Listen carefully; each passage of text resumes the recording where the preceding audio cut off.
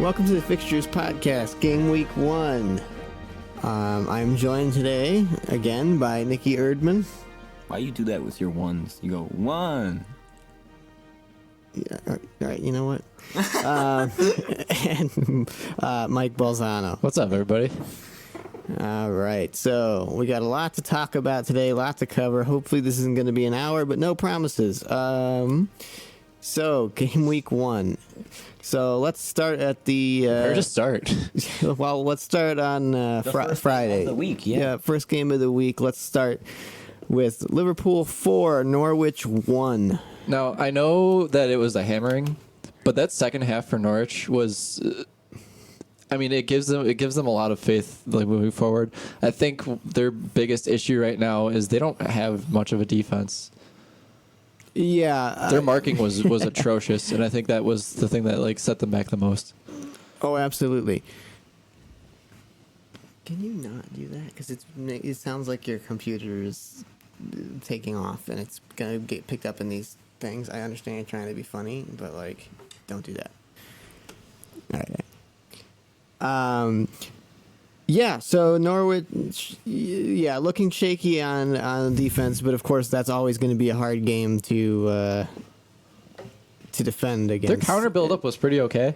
They don't have much of a midfield either. I think that's going to really hinder them a lot. And I didn't realize that when I made my table picks, how rough Norwich might end up looking. But I think they'll be able to at least contend with the bottom half of the table.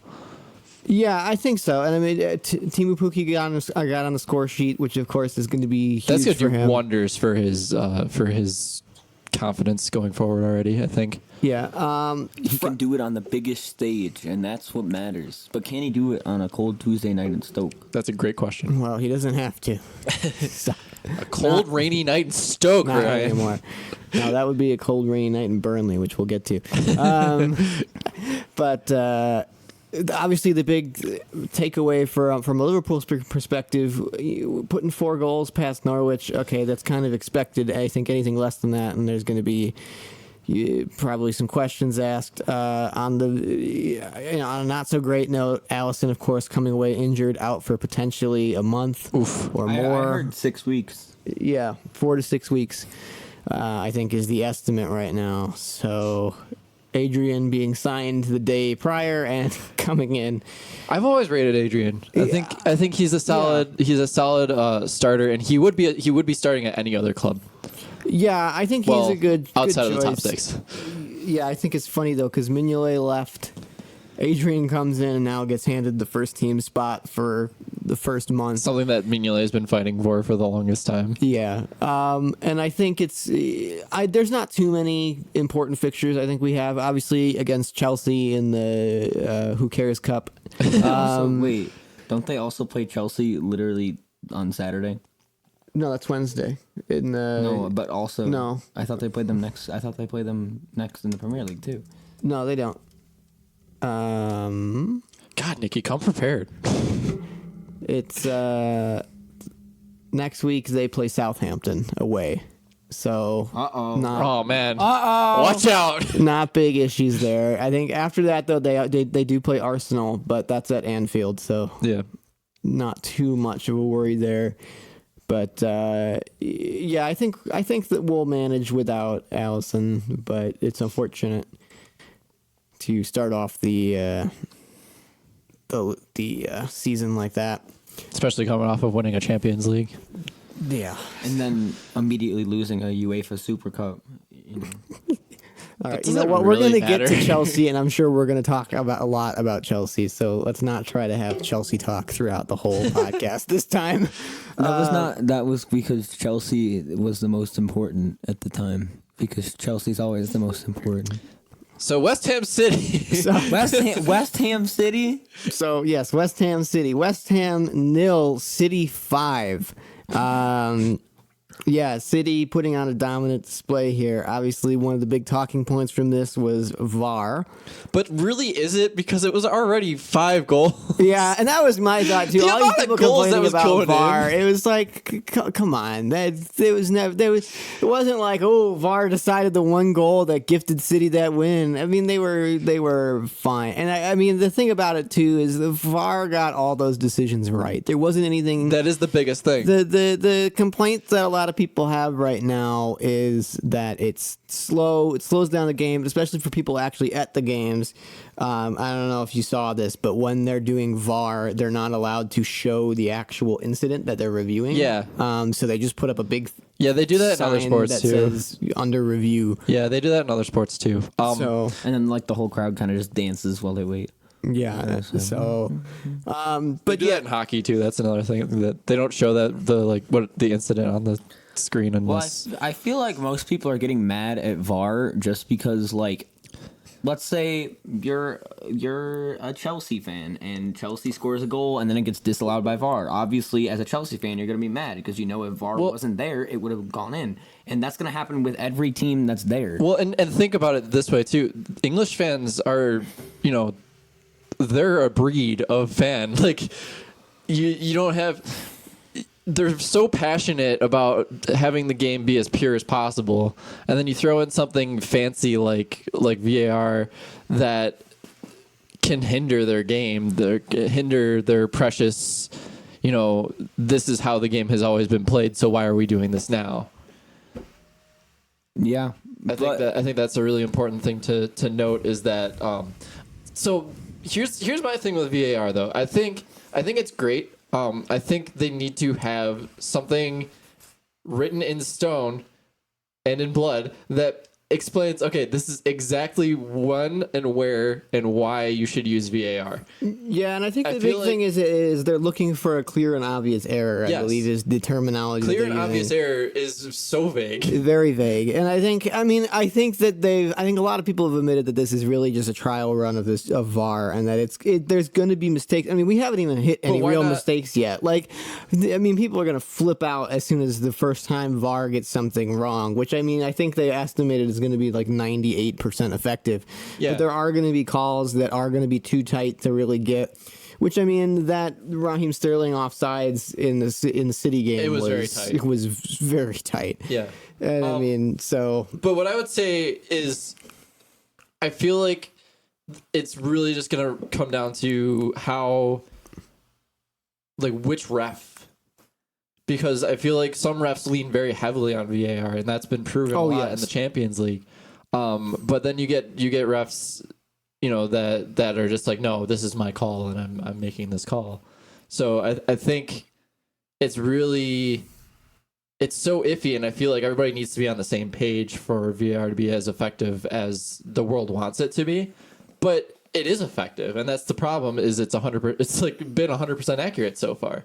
yeah, but I mean, it's only been one game week, so I mean, Yeah. we will have. There's going to be a lot of bumps, I think, in the VAR road. Sure. And it's going to get talked to death. So, But it's going to get fixed. And yeah, I think that's the only what way it it's comes going to be down to. fixed. And I think they've done a lot of good stuff for it already with the trying to keep it where the VAR ref is trying to make a decision, and rather than having the referee go over to a screen and sit there for minutes, because especially in some of the Serie A games last year, Sure. VAR was just terrible. Sure. Because I mean, I think there was one call last I honestly think year in Serie A where it took them 7 minutes to come up with a decision. I honestly think the Italian refs, or the refs in the Italian leagues, are some of the worst refs I've probably ever seen. Come on, we've been to a lot of MLS games. So, yeah, I was gonna say somewhat close to an MLS ref. But no, I wanted to touch on West Ham. I really think Declan Rice was a one season wonder. I didn't see anything impressive out of him, and he actually made a lot of mistakes that caused City to kind of retain possession. And I wanted Declan Rice to be better than he's showing so far, but I mean, it is one game. Yeah. So only time will tell. But I feel like it may even just be that he's at West Ham. Yeah, and I mean, I think West Ham really should have put in a better performance. I mean, West Ham is trying to really honestly push for, along with Leicester and Wolves, and kind of to be this kind of upper mid-table, pushing and challenging the likes of United and Chelsea. And they really just laid down and took a beating, during this game. And they're at home. I mean, this isn't even And here's away the funny to City. thing is they weren't really laying down. They were trying really hard. They just don't have it. They don't have a midfield right now. Their midfield averages, I think, like 27 to 29 years old. Yeah. And I mean, I think I see West Ham starting to pick it up and be okay. Obviously, City is the hardest fixture you can probably get. Maybe I think this rattles them a bit. Liverpool at home. I mean, yeah, that's definitely potential, but I really don't think they were coming into that game expecting to get a win. Well, no, of course not. But I feel like you would at least want to score a goal on the first day. Yeah. I think that would have been especially a big because you boost know for them. that City's going to underestimate you. I think that I don't think that's true, though, because from what I've been hearing, Pep has just been pushing the City team to the limits recently now. I saw so They many wanna times win. last year, too, where you would think that. But it seemed like the team wasn't really respecting what Pep was having them do. Yeah, I mean, he's really been pushing them hard this season. And speaking of respect, yeah, speaking of which, so I think one of the other talking points we have is Aguero. Aguero's a jerk. Aguero taking Raheem Sterling's penalty away from him. he was like so stern about it too. He was like, "No, this is my ball." Yeah, when Raheem Sterling's on a hat trick. Yeah. And I mean, he still managed to get the hat trick, But he almost didn't. And that's the funny. Not that he almost didn't get the hat trick, but he almost didn't even score the penalty, yeah, which is hilarious. yeah, they didn't. They had to retake it, right? Yeah, and he missed the initial penalty. Yeah, definitely. It was just because Declan Rice was offside. Yeah, or was encroached. Yeah. Epic. Yeah. So, but I mean, how good is Raheem Sterling? I mean, Yep. He used used to be the used to be butt a of the laughing stock, he used yeah. to be the butt of the joke, and always, and now he's coming in and scoring a hat trick on opening day. I mean, he's really turned things around, I feel like. Yeah, he really impresses me, and that's saying a lot, considering where he was before. Yeah. Yeah, he's fast. Yeah. He's fast and he can read the game really well. I feel Well, like. and most importantly now, he can score. Because I remember Yes. a lot of times Where he would blow it wide. where it would just be, he would just sky it like Or- every time or he would got shoot it close to across goal. the net. Yeah, Yeah. there was, I mean, yeah, his shooting used to just be awful. Yep. So, yeah, I think there's definitely some big improvements from him. So, And City just looked ready to go. They looked like they didn't even stop from last year. no, and I don't think Pep was going to let them. And I think That's anybody who's out there and looks like they're, gonna just phone it in is gonna get subbed out. I And think it's so, not too. gonna play for They have like too a much month. depth. They have way too much depth to be like accepting of something like that. I Oh, feel like. absolutely. I mean, Bernardo Silva, debatably their player of the season last year, He looked on the like bench trash. and didn't even come on. Oh yeah. Yeah, that's David Silva. Sorry, yeah, Other David one. Silva looked like trash. Other Silva. Yeah, but Bernardo Silva, yes, looking like trash on the bench. Didn't even make it onto the Well, field. he's at City, so make of it what you will. But So moving on. So that's City, West Ham. Moving on, we have the cracker of a game, Palace versus Everton, 0-0. Nicky, what are your thoughts on this? Is this a good result for either side? Bad result? Obviously, this is home to Crystal Palace. It was boring. But I would say Crystal Palace came home with an important draw there because Everton is one of the bigger sides that I felt like if it was later in the season, they would have struggled more against, especially after all this drama with Zaha. Will he stay? Will he go? And he didn't even start this match. No, he did not. And so I think Which that, causes even more speculation. Which I mean, Everton not being able to take advantage of a Zaha-less Crystal Palace is Pathetic. It's not pathetic. It's just concerning a little bit. yeah, you'd expect them to do better. I mean, Sigurdsson really didn't have a great game. Moise Keane came on as a sub and I said from the beginning that I think that Sigurdsson's going to start falling off a little bit.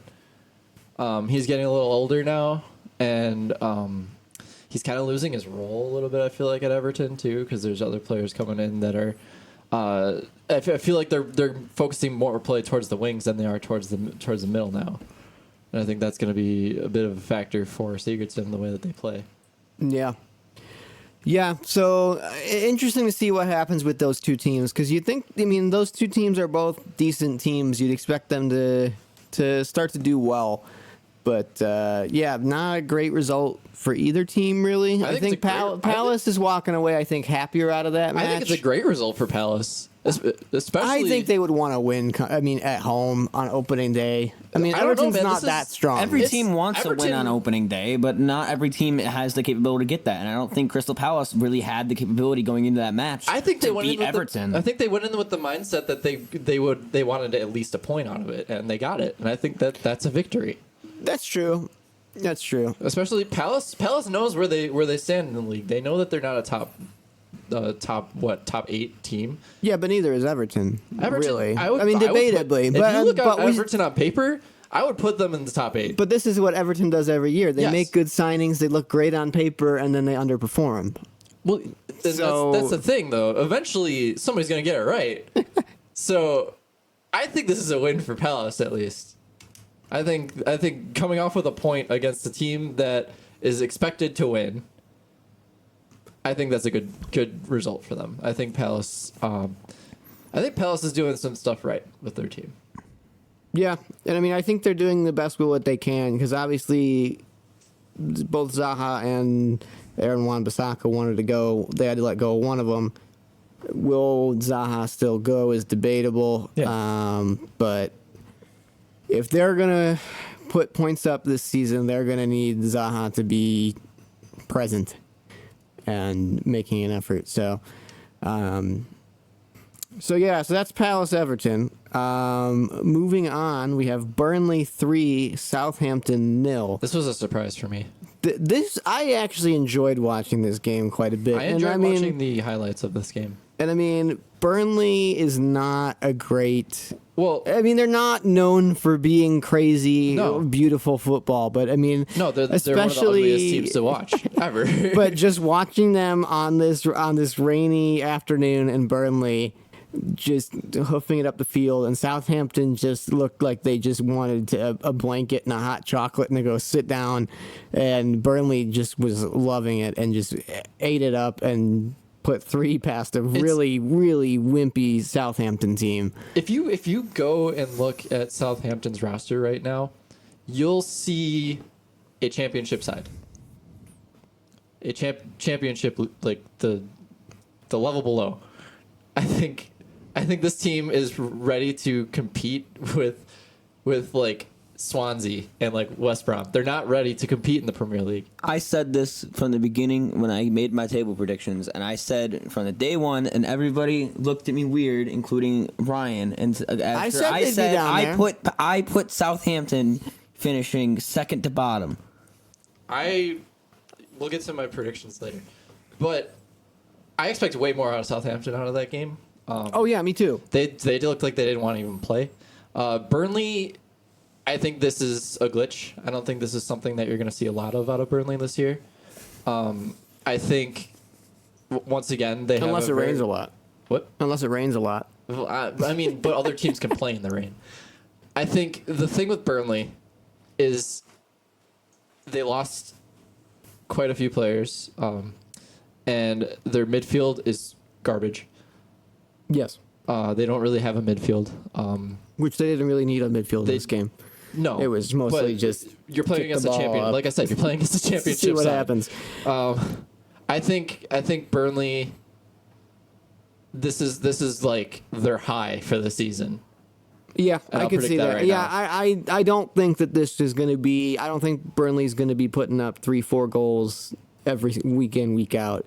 I think this was definitely No, they're like a an anomaly. 1-0 park the bus type. Yeah, I think they had a lot of good lucky chances, but and more credit to them. I mean, I think they have a fantastic defense. I think Tarkowski is amazing, and who's their other center back? Shoot, who is their other center back?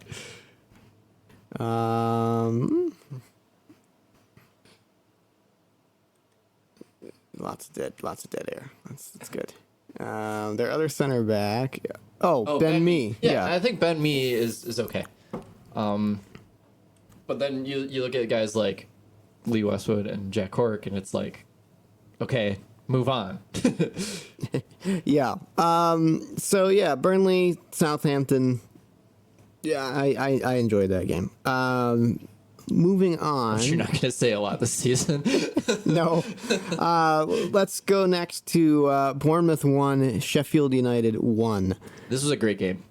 Really? The first half was not good. The second half was I thought it was really rough. I was expecting Bournemouth to come out guns blazing, but I think a lot of people were thinking Bournemouth was going to come out guns blazing, and I even during the show last week, I even said I think Bournemouth is going to struggle because a lot of people saw them in their form from last season and the start of last season specifically, where they were putting up a ton of goals, they were playing fantastic, sure, and then they tanked hard, sure. And I don't think they're out of that slump just yet. Yes. And I think this kind of shows it because they were really weak offensively. Sure. Really weak. I think they were very much expecting to win that game. And a lot of the times, a lot of the plays just were very poor. I know I wasn't at all impressed by Ryan Fraser. I think he was the worst player on the field. Callum Wilson looked like he was afraid to shoot the ball. Josh King was the only player that was actually really trying out there, it felt like, for Bournemouth. So yeah, I didn't see a lot out of the rest of their team. I think on paper Bournemouth should easily be in the top top of the bottom. But if they keep playing that way, I don't see them going any higher than like probably 15th. Yeah, but I think if you take Bournemouth from the start of last season and play this same game, I think you see Bournemouth 4-5-1. I don't know. To Sheffield, but Sheffield looked great. They did well, but how much of that was due to a really, really limp on Bournemouth that counter side? Every counter that I saw was very impressive. They did not look like they were just right, really but I think where they're going to get hit hard is on the defense, which Bournemouth did not really if they test keep playing them. 5 in the back, though, they might be okay. Yeah, and obviously Sharp scoring the goal for Sheffield who else could it be? Was fantastic. Really, who else could it be at that? And I honestly, I really enjoy watching Bournemouth, but I really think that they deserved. I think they deserved to get scored on with that. When they went 1-0 up, I was like, they don't deserve to win this game.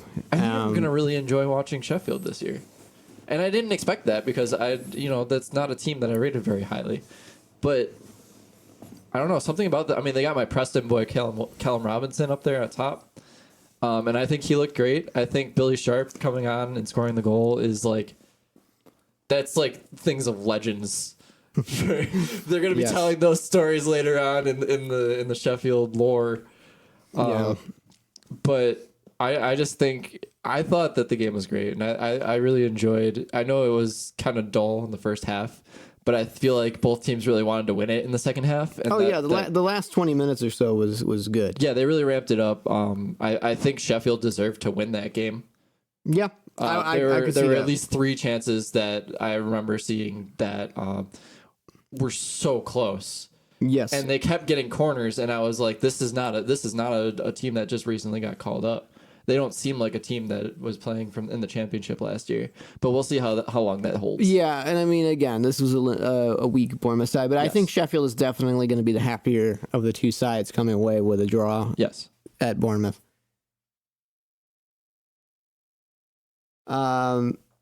So I think next up, we'll talk about Spurs 3, Aston Villa 1. Villa deserved to win that game, and that's coming from a Spurs fan. I think the scariest thing about that game was I was like, Villa scores a goal, and I'm like, okay, here we go. This is what Spurs did whenever they play against a team that people expect them to beat.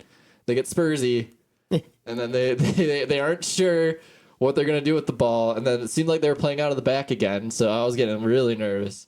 I think Villa looked great. John McGinn, what an incredible player. I've always rated him ever since I picked up starting really liking Hibs.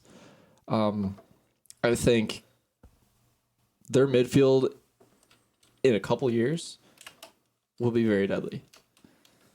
Jack Grealish, give him a year or two in the Premier League, and if he stays, great for them. I think Jack Grealish is going to be a very top-rated player going forward. But Spurs, man, they did. I feel like Poach maybe even planned this out, where they're going to suffocate the team until they're exhausted and then just push. And I feel like that's really what came and done and did Aston Villa.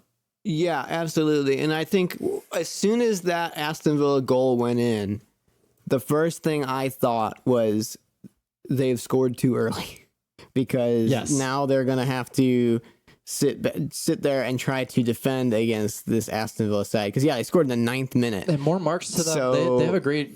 Their defense, they invested really well into it. And I mean, but you just can't defend against the Spurs side for 80 minutes. And I mean, they weren't gonna put 2 or 3 past Tottenham. They're just not going to. No. So I said it from the minute that goal went in, is Tottenham has the class, and I mean they're gonna be top 4 because they're not gonna let a goal coming in the 9th minute let them drop their heads, which I think is almost, they're getting out of that Spursiness. That goal is going to come in, and they're going to come back and fire 3 more past you. Sure. Because they're not going to just. They don't like being. They're not going to lay down. Being scored on. They don't at all. The thing, this is kind of a yes, but because Christian Eriksen. I think that's the biggest, hottest topic for Spurs right now. That was really funny.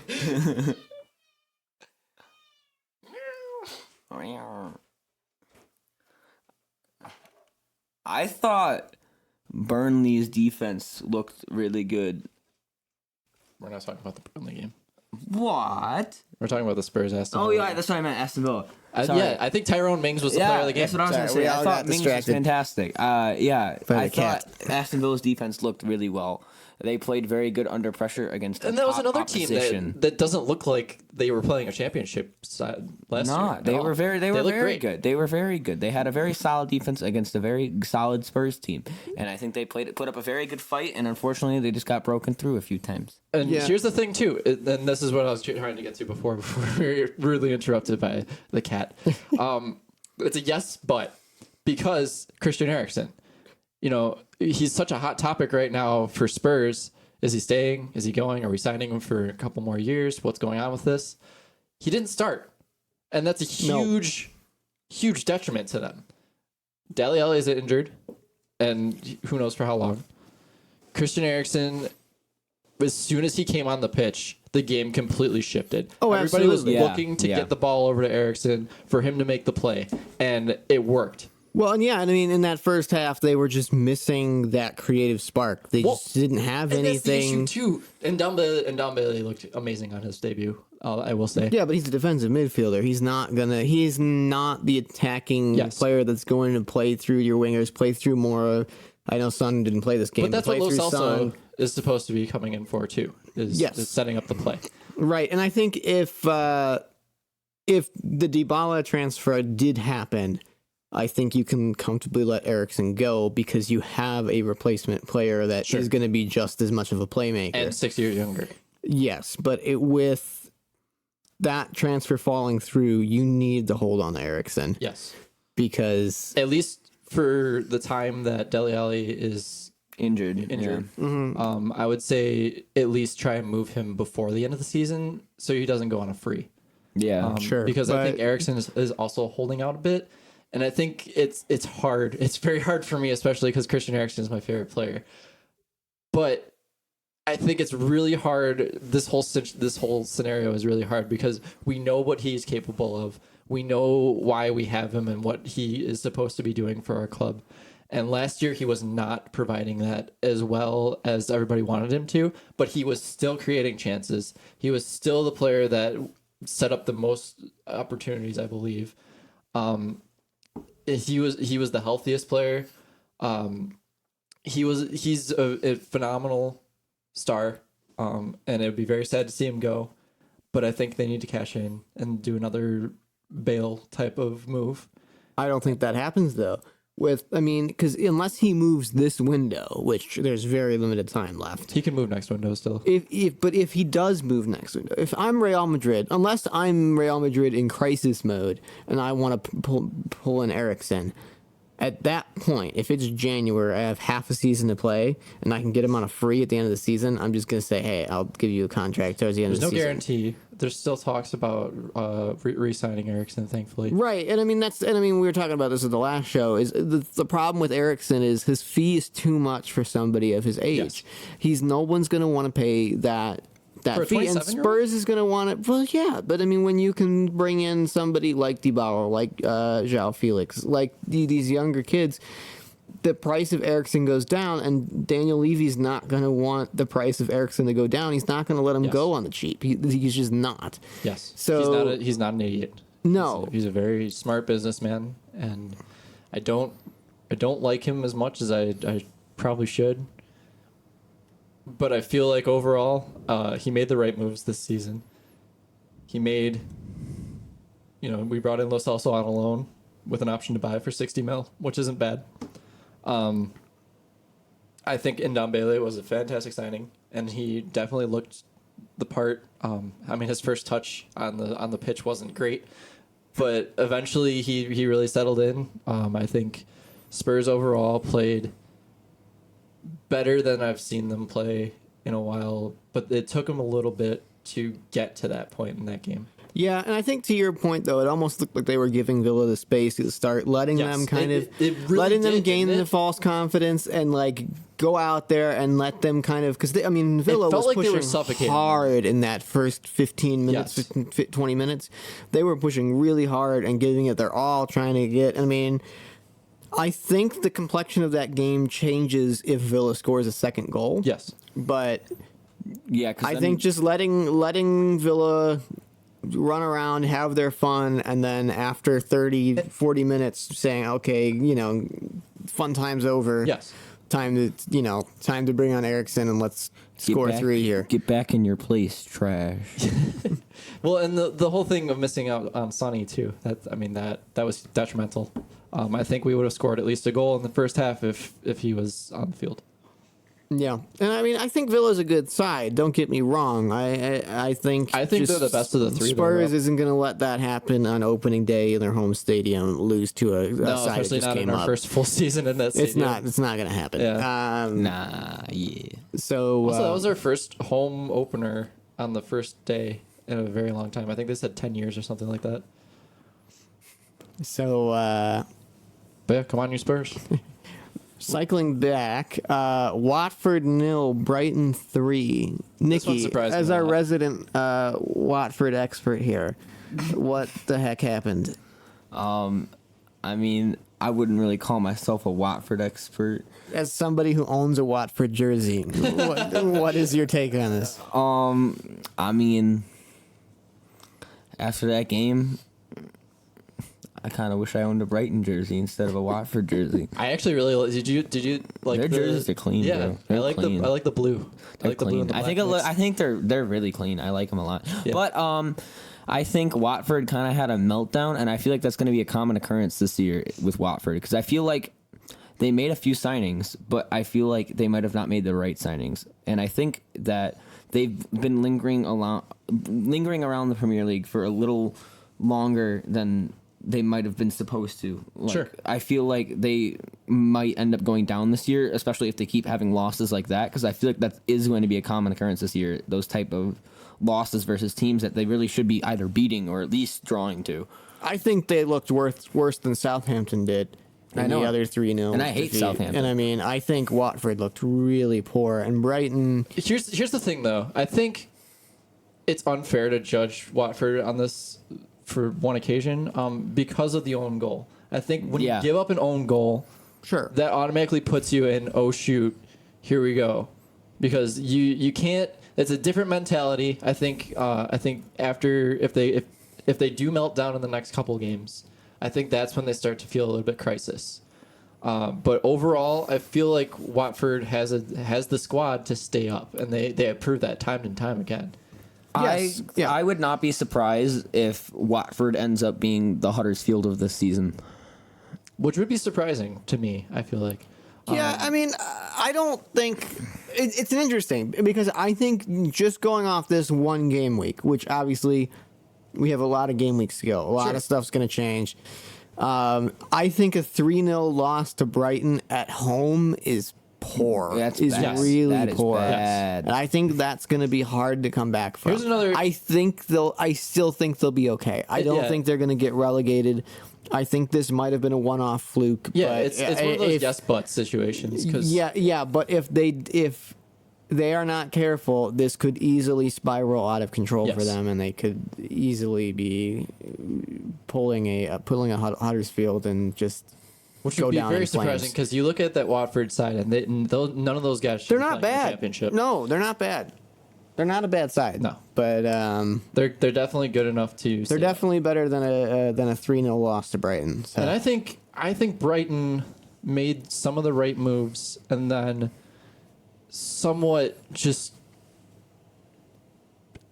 I just don't see them as a strong contender because they have a new coach, and because it's just not. It's Brighton, and that's kind. I feel like that's kind of the mentality that a lot of teams are going to have. It's like it's Brighton. Yes. They have a good defense. I like Duffy. Yeah, I think a lot of teams are going to go into playing Brighton going, oh, it's just Brighton. It's no big deal. We're going to win. But I think Brighton is going to upset a lot of people this year because they have the talent in their squad. But do they? Yeah, 100%. I mean, they got Glenn Murray. They got Sully March. But Glenn Murray's not going to be playing. I mean, He's very rarely going to be playing. Look at the striker options that they have. I think Glenn Murray is going to be their Olivier Giroud. Well, I think he's going to come on in the 65th minute and come on and bang 2 headers in. Well, here's the problem with that because they do have Florian Ndone. They do have Neil Maupay. They also have both of them scored. Jurgen Lacadia. Yeah. So Glenn Murray is going to be very rarely looked at, I feel like, especially because of his age. I think that's something to. But he's a good option to have around. Sure. Glenn Murray is a fine wine. Sure. So yeah, I think Brighton definitely is going to be. I think without a doubt is going to be the happier team. Oh yeah, absolutely. That was a huge win for them, and they looked really good. I'll give them all the credit on that one. I watched some of the highlights for that, and it looked like they were getting that long ball working. They got the wingers.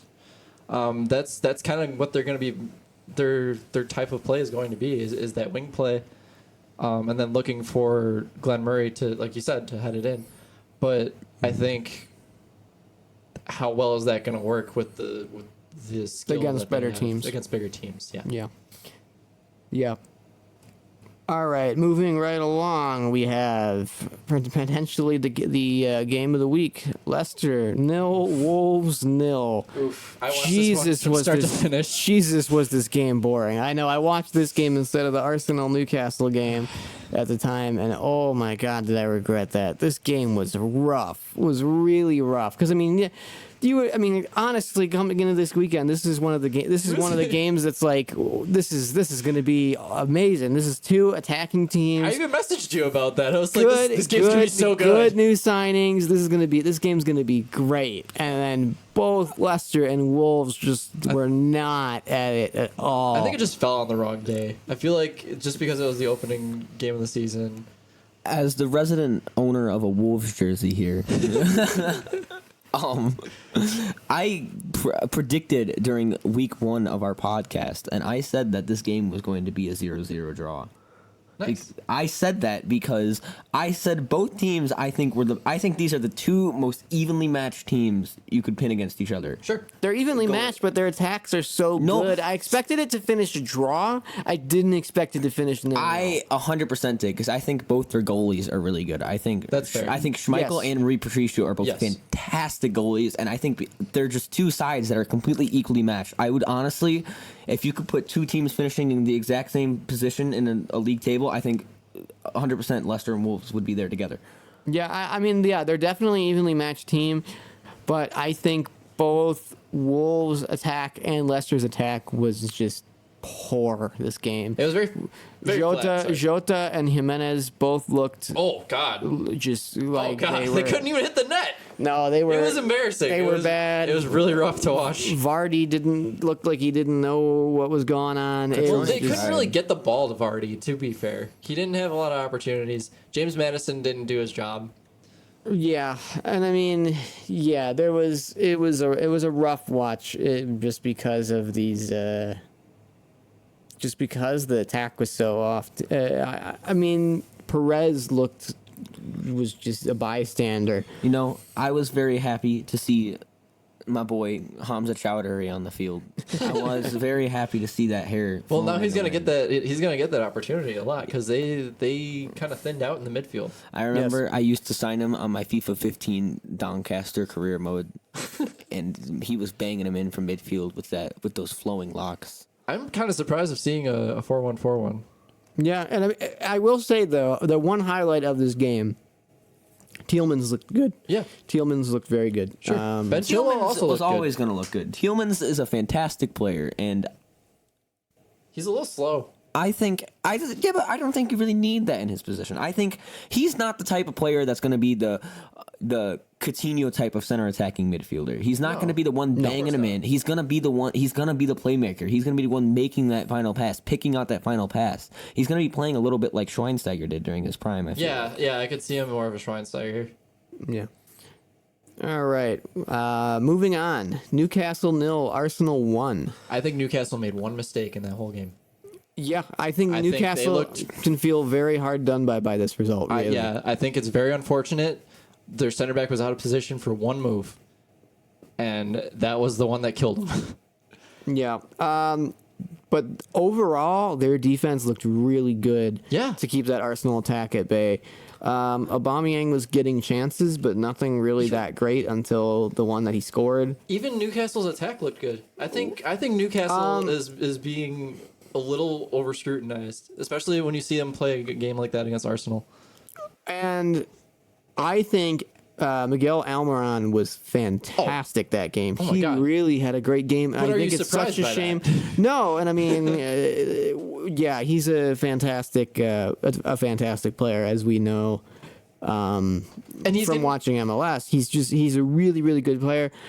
But I think the mistake here was Almiron was making just fantastic passes, pulling all the strings, and there was no one there to finish it. Joelton didn't look great. No, he looked awful. He's no Rondon, and quite frankly, I think Newcastle made a mistake by not bringing in Josef Martinez along with Miguel I think Almiron. so, 100%. Yeah, I mean, if you 100%. anybody who watched Atlanta United knows the relationship that Martinez and Almiron had And together. that speed. I know Yeah. it was a perfect matchup of the two because it was literally perfect. I could not pick two players that Even would bring in go Hector to better Villalba. more.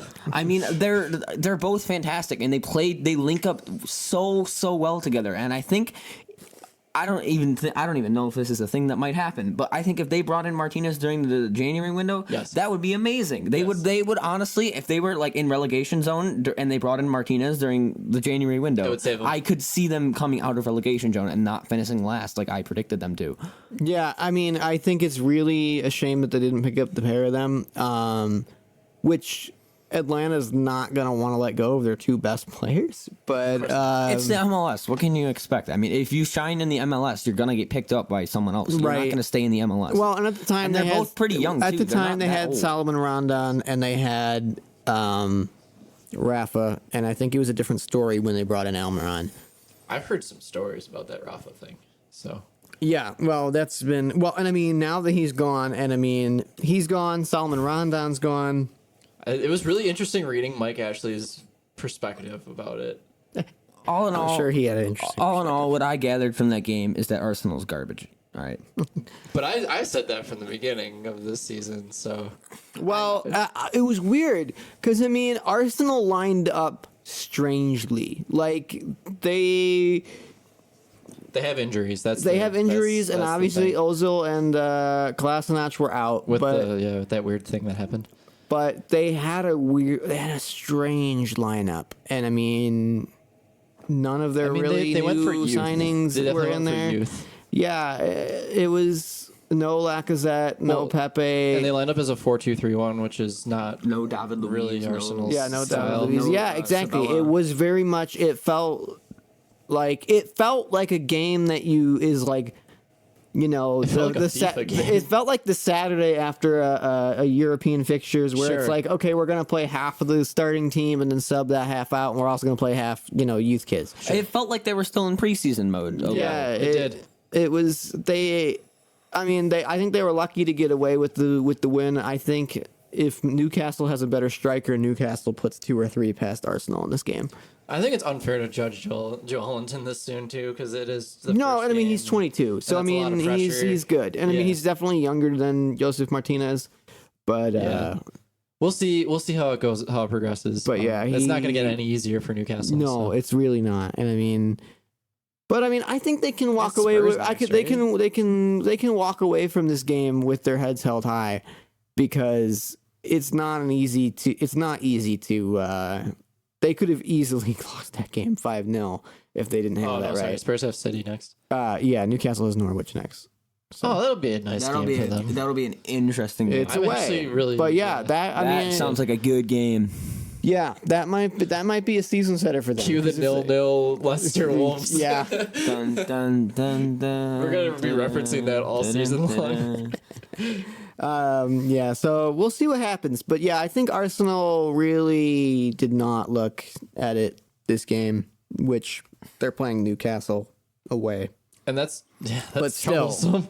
But still, you wanted to start off on the right foot. And So. they got the 3 points, and I think that's kind of what they're walking away with, is just, we won, let's move on, do more work this week.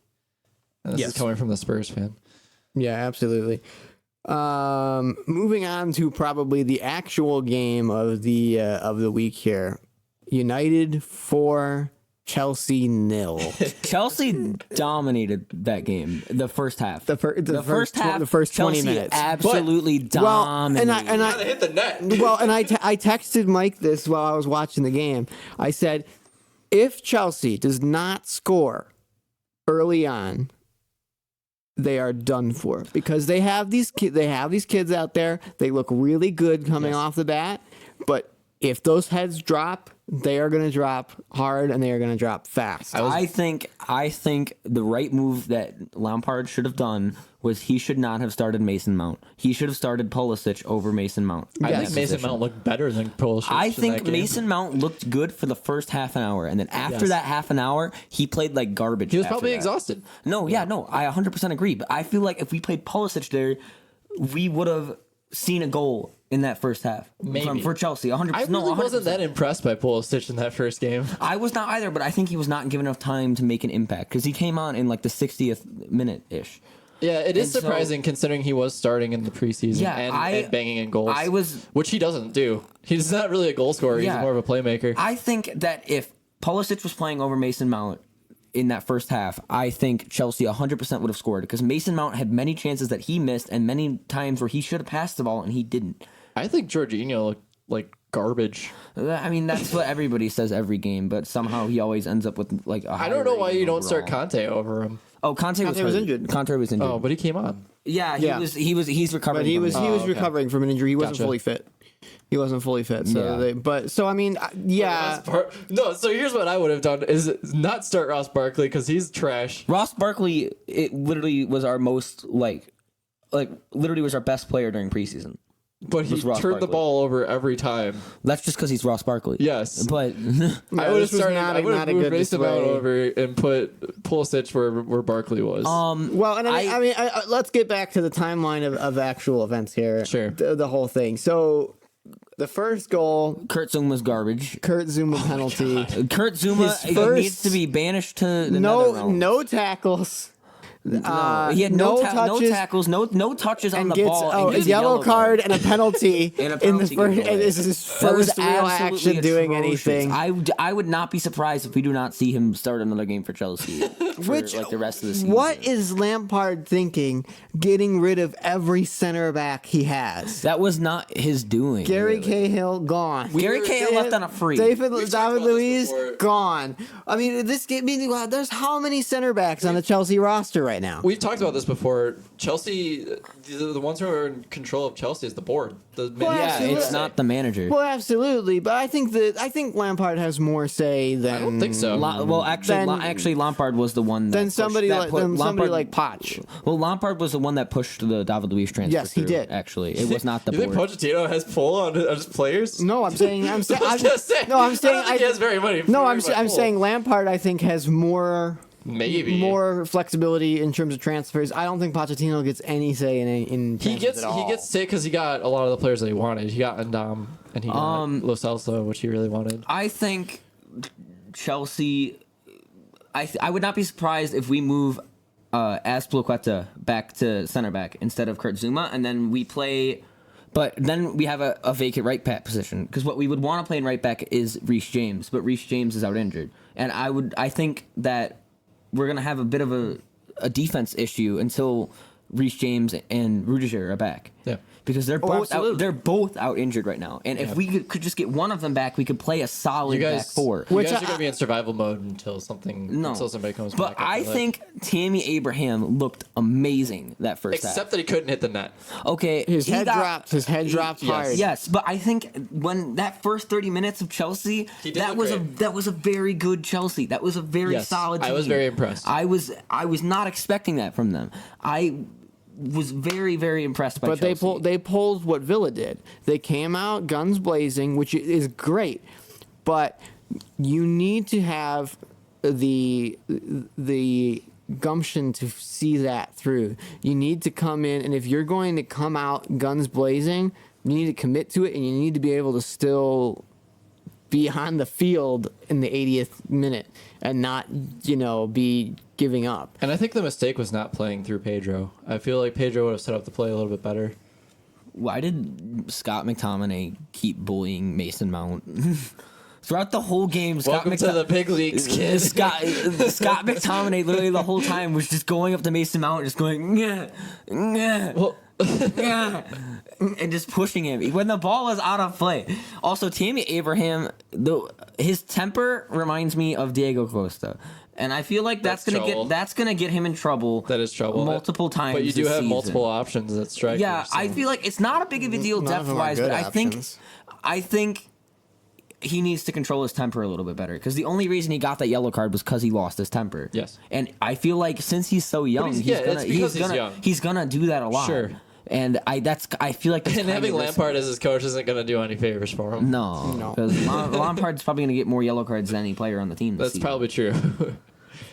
Also, I am very disappointed. I thought Emerson played very well, and I very much like Emerson, and I think he's young, and I think he's good. But I wish we would give Marcus Alonso another shot because I think he will. After last season, everybody you can't just play Emerson all season. But after last season, everybody wanted Marcus Alonso gone. They didn't want anything to do with him. But I think Marcus Alonso should be given another shot. I mean, he was so important to us 2 seasons ago. Is it unrealistic to move him over to the right? I would say so just because he's left-footed and has, no right foot. Oh, I meant Emerson.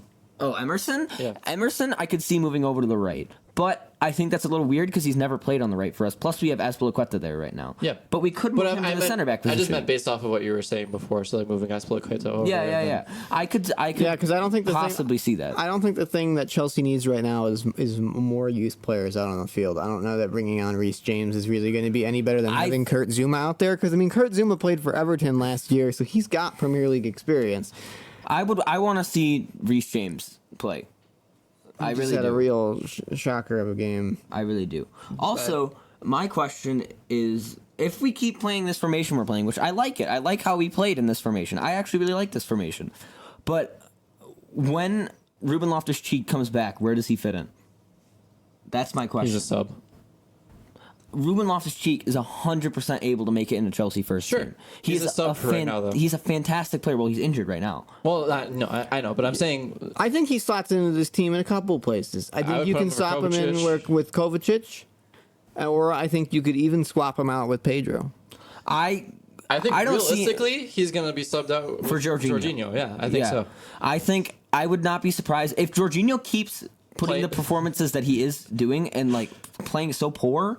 Well, I mean, Conte's coming into this team when Conte's fit. Yeah, of course. And I would not. I think Conte's going to come in for Jorginho, but I would not be surprised if. I think Ruben Loftus-Cheek is going to challenge for Kovacic's spot, and he's going to pressure Kovacic. And if Kovacic does not step up his game and keep playing, I think he's better than Kovacic. 100%. I think Kovacic 100%. Is completely overrated. But would you rather put Ruben Loftus-Cheek in an attacking role though? No.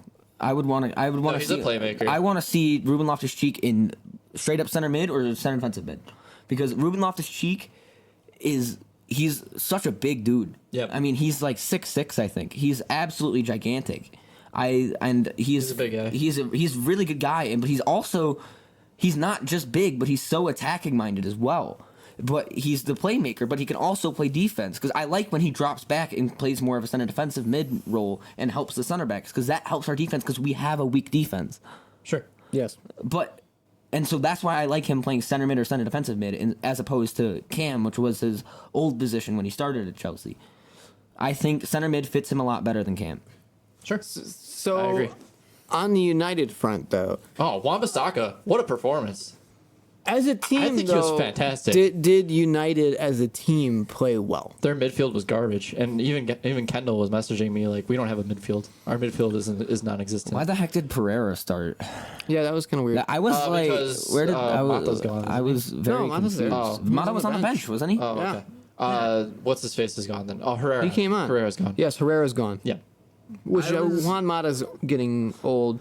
I could see what a performance by Daniel James. And Daniel James, I think Daniel James looked amazing. He's so fast. This little guy. I think he's like 5. He's not any taller than like 5'6". I think has the record for like the fastest 100-meter sprint in the. He looks fantastic in the Premier League. I didn't expect Swansea. I knew he was going to do amazing. I didn't expect him to be as good. I don't know if you saw any of his Swansea highlights from last season. No, I don't think I did. Oh my God, you should look those up. He played so good. He's so fast. I mean, obviously he was something, because United without any scouts scouted him. I know. And found him. I would not be surprised if Pereira comes out for Mason Greenwood halfway through the season. So you think you start Martial, Mason Greenwood, and Rashford? No. That's what I call an odd squad, and I like it. That's a peanut gallery right there, my guy. This is backwards. I think Rashford was actually the striker for that game. No, Martial was up front. Oh. Martial was up front. Yeah, Rashford was on the wing, but if you look at and I mean, even if you look at the passing map, Martial was the farthest forward. Oh, okay. Luke Shaw kind of thick though. I think he gained weight over the summer. Did you see the Sky Sports after the game with Jose Mourinho, where he's still picking on Luke Shaw? Yeah, where he was from beyond the grave. He's that just poor like guy. He goes. Harry Maguire is gonna have to learn that he's gonna have to cover for Luke Shaw more than he thinks. I know. That's pretty good. I also saw I think Gary Neville tweeted. He said this was the first good performance that Manchester United had with Jose Mourinho at Old Trafford. And I mean, if you haven't seen this Sky Sports with Jose Mourinho, watch all of it because it is fantastic. And I mean, it's great because it's Gary Neville, Jose Mourinho, Jamie Carragher, and they're talking about the game, and they're specifically talking about Chelsea and how Chelsea's what Frank Lampard has to do to kind of be successful at Chelsea. Sure. And they're talking about, does Frank Lampard have the one of the most difficult seasons ahead of him as a Chelsea manager that a Chelsea manager has ever had? And Jose Mourinho immediately goes, no, not at all. He goes, not at all. He goes, the hardest season is when you are expected to win, and if you are not first and you are not a winner, you are a loser. And he says that is the hardest season. I think this is going to be a really easy season for Chelsea because they're not really under scrutiny. They don't have the signings, so I think this is a free pass for Frank Lampard. It's a free pass to an extent, though, because I mean, if they really start going down in flames, it could get bad. I don't think. The good thing that I saw, at least, was on Twitter and after the game, I noticed that no one was mad at Frank Lampard after that game. Be. No one, no, there was no reason to be. I mean, you look great. I think Chelsea looked looked great. Yeah, I think Chelsea looked amazing that game, and I think we really just got incredibly unlucky. Coming from the Spurs fan. Well, and I don't think I think we got incredibly unlucky. I think the only tactical change you could potentially make with this lineup is putting in Pulisic. Aside from that, I don't think there's much more you can do with this Chelsea side. Well, Conte's what do you do if Pulisic gets injured, or if one of these guys gets injured? That's going to be right. I'm saying for this specific game, if you're Frank Lampard and you want to make a change, the only real change that I think maybe could have been a game changer is starting Pulisic. Maybe. Yeah, I think if they started Pulisic instead of Mason Mount, the game would have been a different story. I don't know. I think Chelsea I really don't know because I didn't see anything. I've never really been like, oh yes, Christian Pulisic, best player. No, I don't think so either. I haven't even either. I don't think he was worth the amount that he was paid for. But when I saw what I saw from what I saw out of him, and I get that it might be because he didn't have as much game time. I mean, how much wasn't that great? How much of an impact are you expected to make when you come on 4-0 down with like 20 minutes left? Yeah, as a 20-year-old, in a side full of young.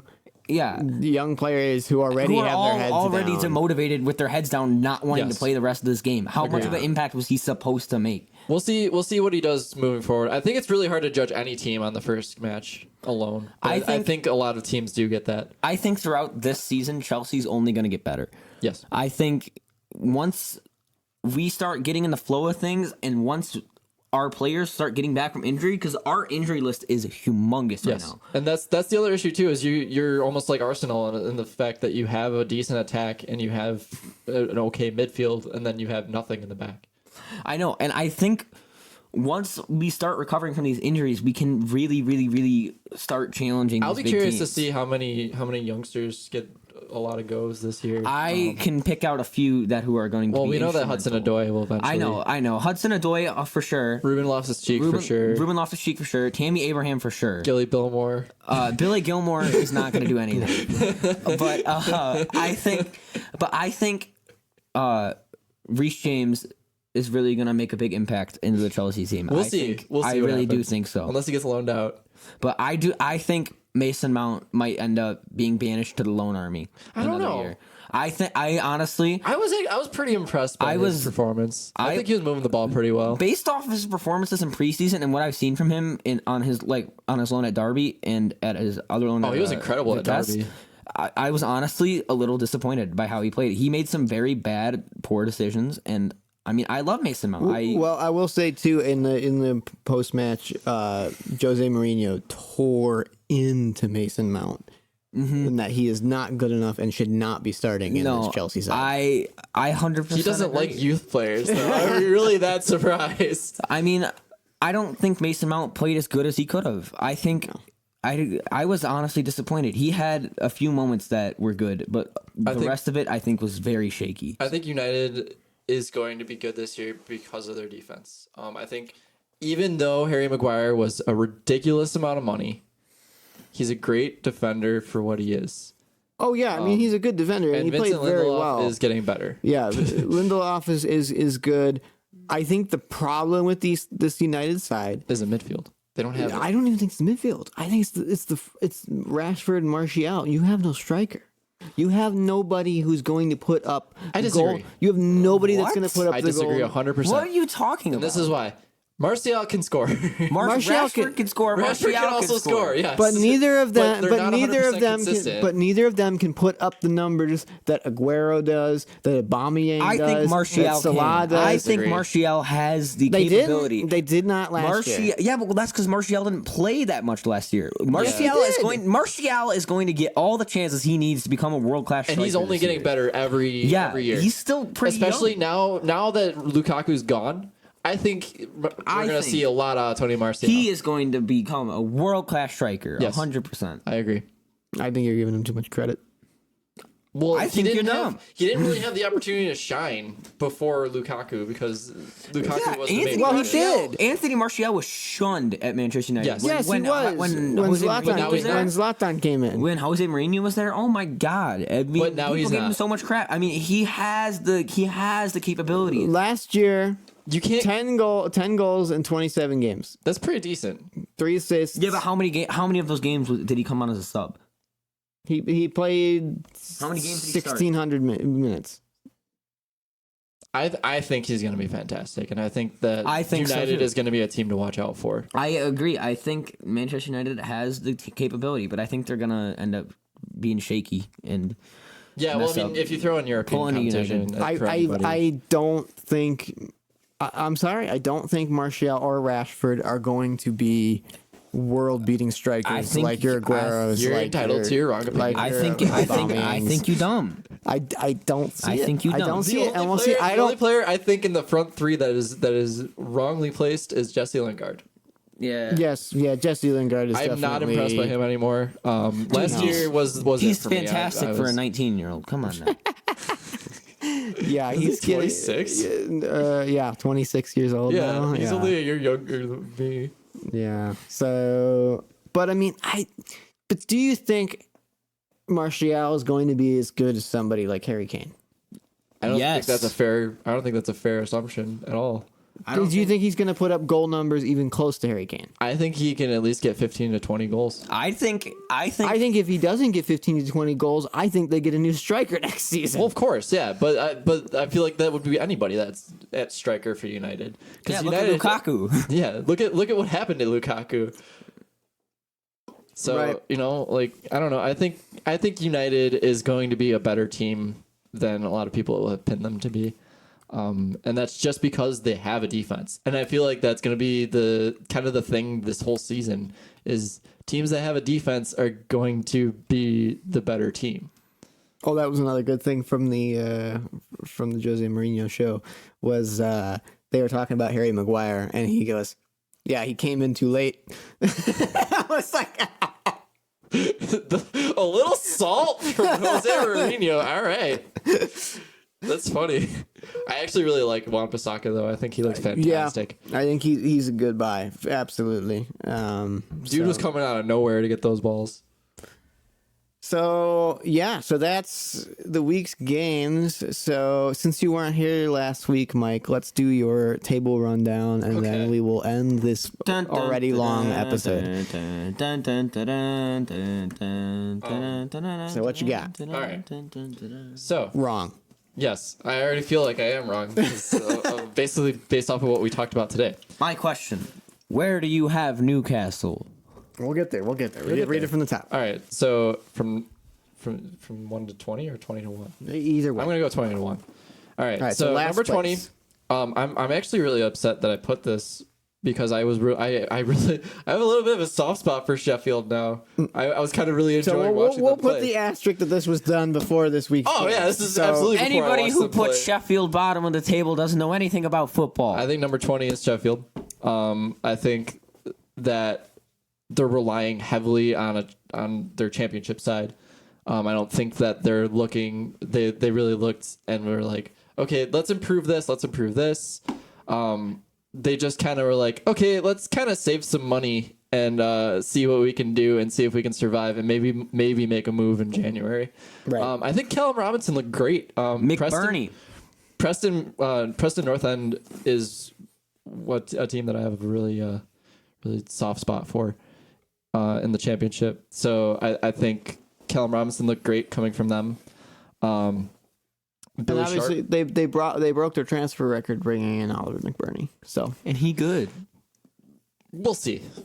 We'll see. He good. We'll see. I wasn't that impressed by Ollie McBurney, but we'll see. he only came out of the sub. Yeah, so. I know. So number 19. Again, this could, like you guys talked about last week when I listened. I know that basically anybody could be put anywhere in the bottom half. Yes. I put Burnley at 19. I think I had them at 19 too. And it's just because I feel like they're a team that's just trying to survive. Yeah. And I don't think this game week changes that. No, I don't think so either. I think this was a fluke. I and they're playing think so. a really poor Southampton side, so they're gonna win 2 games in a row. Yeah. Southampton's going down. Well, I'm not gonna read too much into that. I Sure. think as soon as they start playing bigger teams, they're gonna start they play Arsenal next week. They're gonna get their butts. Yeah, whooped. they're gonna get destroyed. Yeah. So Burnley, they don't really have a midfield like I was saying earlier, and they didn't really do much in the transfer window to improve their side very much. They lost Todd Heaton, which could be a problem. I think Burnley is one of the weaker sides in the Premier League. They don't really have strikers. You can say what you want about Ashley Barnes and who's the other guy? In their defense? No, striker. Oh, for Burnley? Yeah. Shoot. It's Wood, right? oh yeah. Yeah. Yeah. Yeah, Chris Wood. Yeah, Chris Wood. They're not great. they survive in the Premier League, but it's only because Burnley needed strikers. Number 18, I have Brighton. Like I said, I didn't think that they made enough moves for them to be a team. Sorry to go back to Burnley for Oh, a no, second, you're but fine. Tom Heaton put in a fantastic display for He looked Aston great. Villa this weekend. He looked like he was ready to win a Gold Glove. Yeah. Burnley. Meh. So sorry. Brighton. Brighton next. So you have I have Brighton going down, and it's only because they got a new manager in. Wrong. I have Newcastle surviving at 17. So you have going down, just to recap, Sheffield United, Burnley, and Brighton. and Brighton. Yes. Interesting. Brighton's gonna pull it So off. out of the new teams, the only team you have going down is Sheffield United. Gotcha. Yes. Number 17, I have Newcastle. Damn. And it's because, I think, like I said, I think that they're over scrutinized, and I think that they started spending money, which is something that, my God, Rafa was pushing for so long. As soon as Rafa got out, Mike Ash is like, yeah, sure, we'll bring this guy in. Yeah, we'll bring this guy in. Yeah, but is it the quality that Rafa would want, really, though? I mean, it's something.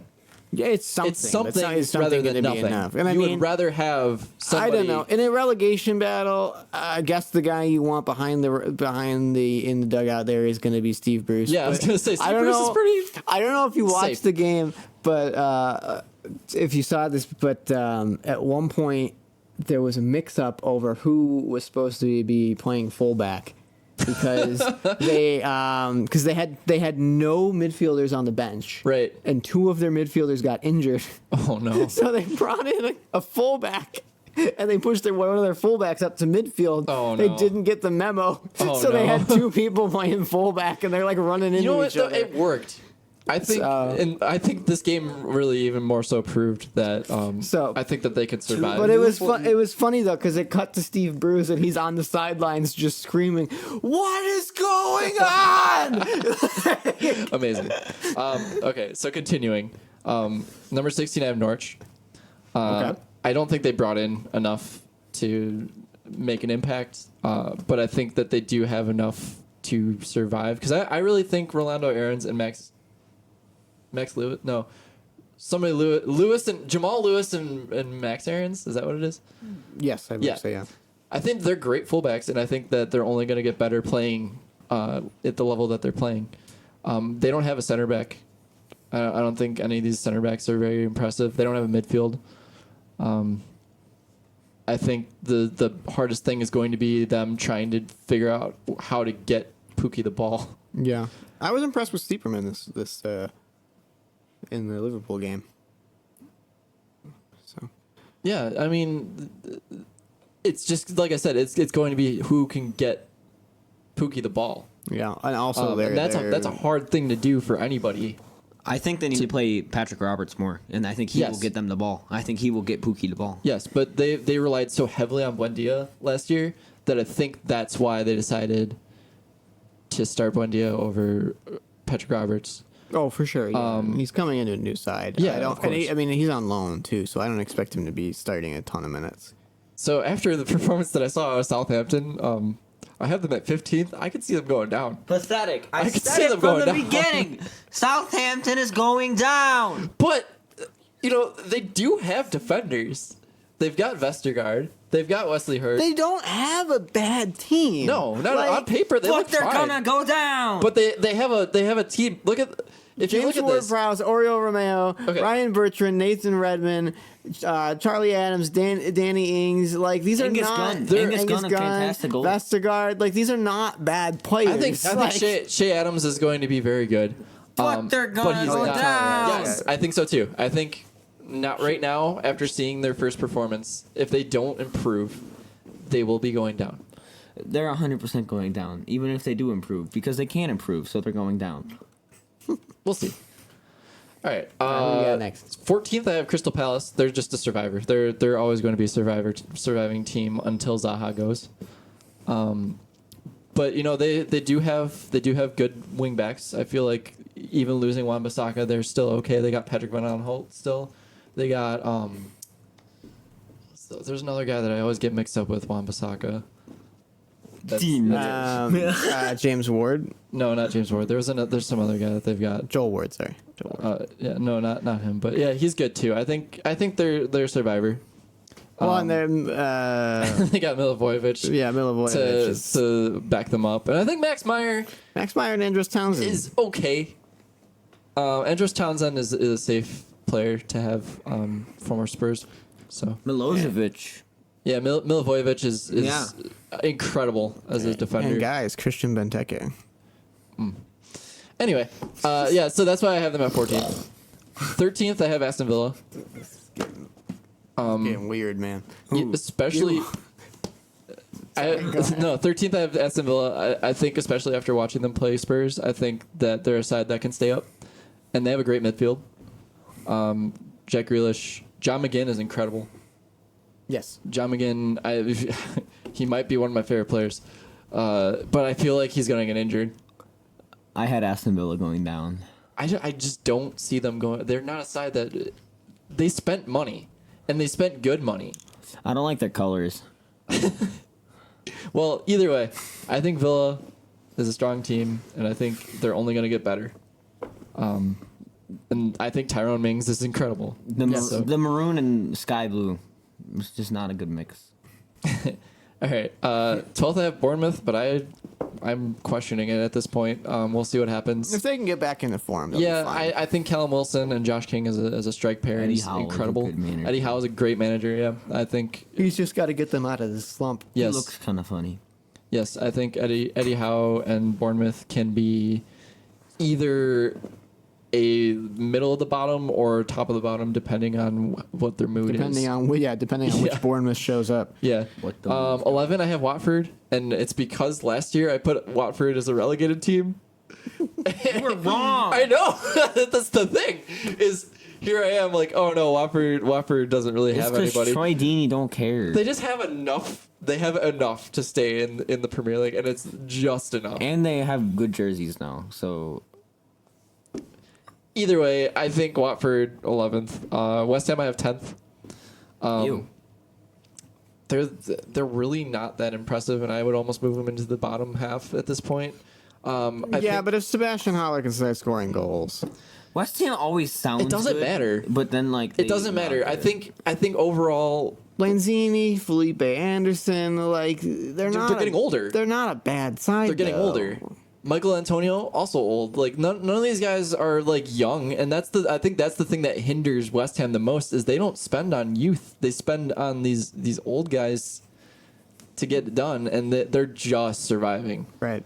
I think West Ham is going to be one of those teams that starts to drop, especially if Declan Rice does not perform the way that he did last season. Yes. I think West Ham is not that impressive of a side. Should have probably cashed in on him when they had the chance. 9th, this one could also go either way. I think Wolves is at 9, and it's because of the European competition. I think that, especially because they're playing in Europe, they're going to be wanting to make a dent in Europe.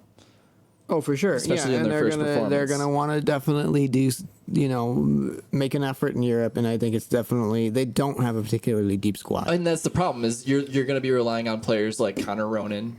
You're going to be relying on players like Morgan Gibbs-White to do stuff in the Premier League, which is you're then starting a championship side in the Premier League. So Wolves at 9, but I think that they can make a decent run in Europe. I think if they play well. I think if for whatever reason, I'm not expecting them to, but I think if for whatever reason they get knocked out early, they start focusing on the Premier League again, I could see them finishing higher. Oh yeah, absolutely, and that's the thing. It's definitely an asterisk for me because I think Wolves is a fantastic squad. I think if they get knocked out, I think they finish worse. I disagree. I think if they go far in Europe, I think that's going to build so much confidence in that team that they're going to do better domestically as well. I think if they get knocked out, don't have the depth. I think if they get knocked out early in the Europa League, their heads are going to drop, and it's just going to start falling. They do apart. have the striker depth. Yes. I think so. I think they're going to be coming in. I think no matter what competition they're in, they're going to be scoring a lot of goals. Yes, I think so too. The Leicester game was not. That was reflective of it. It was a fluke. And it's funny too because at 8 I have Leicester.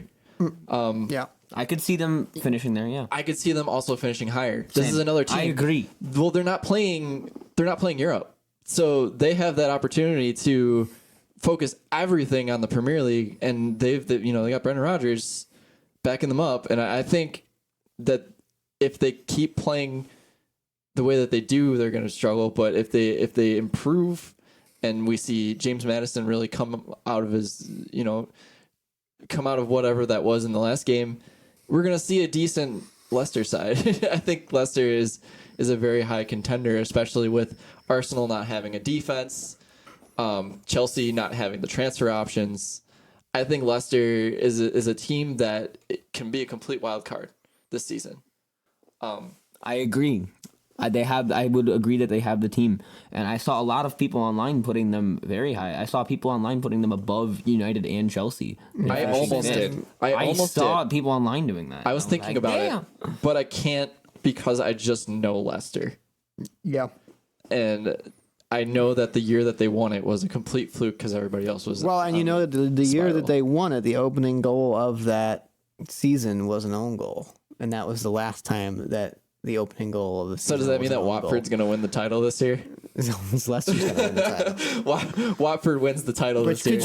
Could you Leicester that scored the own goal? No. Okay. Yeah. And no, the own goal was in Norwich versus Liverpool. Oh. The opening goal was an own goal. Oh, there you go. Yeah, so everybody's saying that Leicester's going to win the Premier League, which means Brendan Rodgers will win the league before Liverpool does. 7th, I have Everton. I think they can't finish any higher than 7th. I see them finishing lower. Yeah, I honestly, after watching them play, I could see them finishing lower. But on paper, it's just so hard. And especially with this being before you start watching the games. It's not that hard. All you have to do is look at the part that says Everton, and then you're like, oh yeah, and then you rank them lower. They have too much depth. They have a good team. I think they're good enough to finish 7th, but that's it. I don't think they can finish above Chelsea. I don't think they can finish above Arsenal. Oh, no. I don't think they can finish above... I honestly don't think they can finish above Wolves. I don't see them finishing above Wolves or Leicester. I can't see that, but I can because Wolves have Europe competition. And that's the only reason that I am putting them at 7. I don't think that'll matter. I honestly had... For the longest time before I decided to finalize my table, I had Wolves in 6th, I believe. I can see that. Reasonable. Yeah. I thought that they would be gunning, and then I forgot that they have European competition. So I think that's going to hinder them a bit. 6, I have Chelsea, and that's just because they don't have much of a defense right now, especially with the injuries. And I think New manager, little expectations. I don't see them. Everybody knows I don't. why. They're not. Everybody They're knows not going to why. finish above 6. I would be absolutely shocked if they managed to finish above 6. I don't see them finishing above 5th. I could see them finishing. I could see them finishing 5th, but I do not see them finishing above 5th. especially because Like, Arsenal, above who? Arsenal Because no, or United? I said Arsenal 5th, and they don't have a defense. Arsenal has Well, no they have David defense. Luiz now. And they have Kieran Tierney. Better. And Kieran Tierney.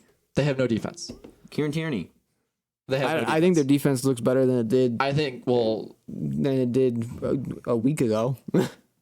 but is that saying much? I don't think Arsenal. I think they're going to rely so heavily on their attack that they're going to get countered by a lot of teams, and I think that's going to hinder them a lot. I would not be surprised if most Arsenal games are like 7-6 Arsenal. I don't know. I really do rate David Luiz highly. I think And he's Kieran a very Tierney. good. I think he's a well, yes, but I think David Luiz is a very good defender. I think he gets a lot of. I think that he But gets. who is he partnered with? Socrates. Yeah, Socrates. Mustafi's garbage. Yeah, Mustafi's out of that side. Yeah. I'm surprised they didn't even move him. I think they But then wanted again, to. I don't think there was any. I don't think there was any takers. Yeah. But- So yeah, Arsenal 5th. I have United 4th. I think that they're a strong side, and I think you guys are very much overlooking them. I think, especially United? Yes, I think if you take a look at their attack and you look at their back line, I think they're a strong enough side to finish top 5 for sure. Top 5. Top 3 almost. I don't see them finishing know. top 5 until they get rid of Pogba. I don't see them finishing But top here's, 4. here's the thing. They're playing the type of football that they've played for the longest time, finally again. And I think that they're gonna have. I think they're gonna have a lot of fun. That was this an year. amazing sentence. What? Well, think about it. They, What did you just say? with Mourinho, they weren't able to play United football, which is attacking right. directly. I don't understand the sentence. What did you He's say? saying that They're they're finally able going to- back to Alex Ferguson style Yes. attacking football. And that's Okay. And they're getting Their rid of fans the are gonna David love it. Moyes and the Jose Mourinho and the Louis Van Gaal defensive. yes. I think this is a good year and a good side, and I think they're gonna finish in 4th. I don't think Solskjaer's that good of a manager. I think it's unfair to judge I don't based think- off of how the end of the season went. I don't think. I will be I think- curious to see how he does. I think moving part of the forward. problem is at the end of last season he said that he wanted to make big changes and that there was a lot of people on his list that he wanted to get rid of And that Pogba's still there. We're not fit to wear a United jersey, and the only person who went was Just Lukaku. Lukaku, who was debatable. And You Lukaku's still there. I mean, you not still got Pogba, Pogba. You still got Alexis Sanchez is still there taking up massive wages. I never thought Alexis Sanchez was a good move in the first place, but here we are. No. But no, I think they do add depth though, and I think that is an important note to have. And then number 3, I have Spurs. I think we made the signings that we wanted to make, minus a couple. We wanted to move Danny Rose, and Danny Rose just said no. And then he said, "No, I start," and then he started. Yeah, it was really funny because I know that Levy wanted to move him so bad. And he was like at the Watford training ground, and Danny Rose was like, "No, I don't want to go to Watford." I love both your Danny Rose impressions, by the way. Oh my god, I have so many reserves with Danny Rose. He can be good, especially on the attack, but my god, can he not mark a player or like a wing? He Oh yeah, he was so much he was space. responsible for that first Aston Yes, Villa goal. absolutely, 100%. All Danny Rose. He just got destroyed by John McGinn. But he just moves way too far away from his position that he should be in. And it's just really hard, really, really hard for me to watch. He's kind of ugly. You know, like What it's not like on not earth? like doesn't have anything to do no, with but it. no, not his face. His face is fine. His face is not ugly. You mean his play I mean style? his play style. Oh, is his good. play style, I yes, agree. okay. He's I mean, a his very face ugly might player. also be. Can you pull up a picture of Danny Rose? I want to see all his right, He's a no, handsome no, boy. we're not. Is he ugly? He's a handsome boy. We're not going this route right now. All right, but anyway, I think like you said before, their weakest spot is their wingbacks. Absolutely. I think that was something that we were trying to make a move for and just ran out of time for because we were focusing so heavily on adding depth so we could make a run in the Champions League again. Womp womp. We just want to win a trophy at this point. That's all we want to do. So is let's win go for the big one. We need one trophy. No, I thought all you we guys. need- I thought all you guys wanted to do was put on the pressure. No, we want a trophy. No, I don't think they. I mean, I don't really think they're gonna really ever pressure Liverpool or City. I'm sorry. I think two bright notes out of the game for sure. Harry Kane scoring in August. yes. That's he doubled up on the amount of goals he scored in August before. Tanga and Dembele with an incredible performance. Yes. I honestly even really liked what Lucas was doing in that game. I think overall, we got a good side. We're gonna not finish any higher than third. No. No, I don't even Could think it's even gonna be finish in close. fourth, depending on injuries and stuff. We'll see what happens. No, I have a question from a fan. What's up? Do you think João Cancelo will start next week for City? Oh, that's a good question. It was a question from the audience. I'm gonna. good question. I mean, We just got a letter. Let's see who it's from. It really comes down to. Well, they're playing Spurs next, so they're gonna want Oh, they are. the strongest side. And I mean- I wasn't impressed by Zinchenko in that game at all. Really? I thought he's playing better than he has been. I was impressed when we saw him when we went to the preseason game 2 years ago. I thought Zinchenko was one of the best players on the field, but I don't think that he was that great in that game. I thought he played well. He kind of seemed all over the place to me.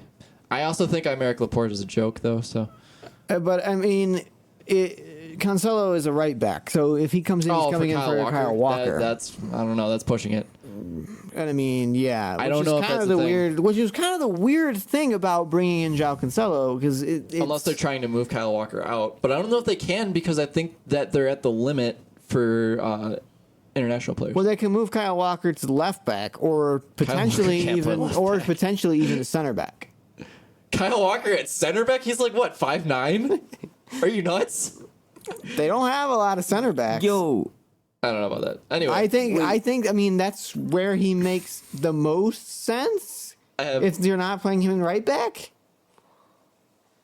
I don't know. I have City winning the league this year, and I have Liverpool in second, that's good. and that's my table. I think you're wrong.